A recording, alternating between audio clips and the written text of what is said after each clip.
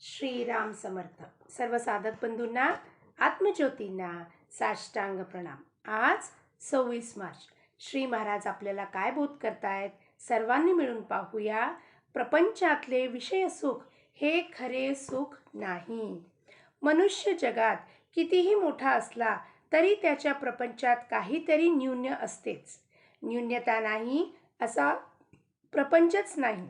एखाद्या प्रापंचिक माझा प्रपंच पूर्ण आहे म्हणून सांगणारा भेटेल, परंतु चाललेले आहे असेच चालावे यात कमी तर नाही ना कधी पडणार अशी त्याला काळजी असतेच. म्हणजे त्याला खरे सुख असे नसतेच. एखादा अत्यंत विषयी त्याला कदाचित काळजी नसेल. दारूच्या धुंदीत असणाऱ्याला राजाचीही पर्वा नसते, वस्त्राचीही शुद्ध नसते आणि तो आपल्याच धुंदीत आनंदात असतो. पण हे सर्व त्याची धुंदी उतरली नाही तोपर्यंत विषयातले सुख परावलंबी विषयावर अवलंबून असते. विषय हे नश्वर आपल्यापासून कधीतरी जाणार, निदान आपल्याला तरी त्यांच्यापासून एक दिवस जावे लागणार. दुसरी गोष्ट म्हणजे विषयाचे सुख इंद्रियाधीन असते. इंद्रिये विकल झाली म्हणजे सुख कसे मिळणार? उद्या आपण मरणार हे समजले की कोणते विषय आपल्याला सुख देतील? सारांश, विषयात सुख नाही. जे सुख होत असे वाटते ते आपल्यातच असते आणि ते विषयापासून मिळते अशी आपली फसवणूक मात्र होते. तर मग सुख कशात आहे? पुष्कळ वस्तू पुष्कळ मिळाल्या तर पुष्कळ सुख मिळते हा भ्रम आहे. खरे किंवा पुष्कळ सुख म्हणजे कायमचे सनातन सुख होय. ते सनातन वस्तूपाशीच म्हणजे भगवंतापाशीच असते.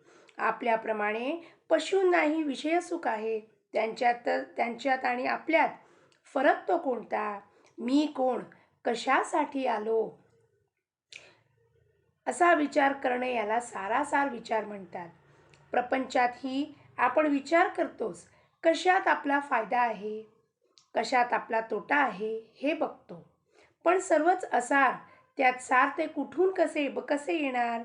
असलेल्या परिस्थितीत आपण समाधान मानित नाही, त्याहून अधिक सुखाच्या स्थितीची इच्छा धरतो.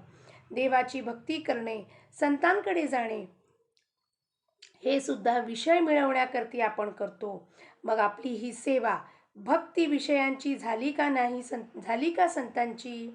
देव संत यांचा उपयोग इतर गोष्टींप्रमाणे विषय मिळवण्याकरता साधन म्हणून नाही का आपण करीत? मांजर आडवे गेले की आपले काम होणार नाही ही भगवंताची सूचना आहे असे समजून आपण परततो. पण एक बायको मेली की दुसरी करण्याच्या विचाराला लागतो. सारांश, आपले ध्येयच विषय हे असते आणि ते मिळवण्याची आपली खटपट असते. खरोखर जो मनुष्य प्रपंचातला आपला अनुभव जमेच धरत नाही तो कशानेही शहाणा होत नाही. आजचे बोधवचन, प्रपंचात सुखी होणे म्हणजे भगवंताचे होणे होय. जानकी जीवन स्मरण. जय जय राम.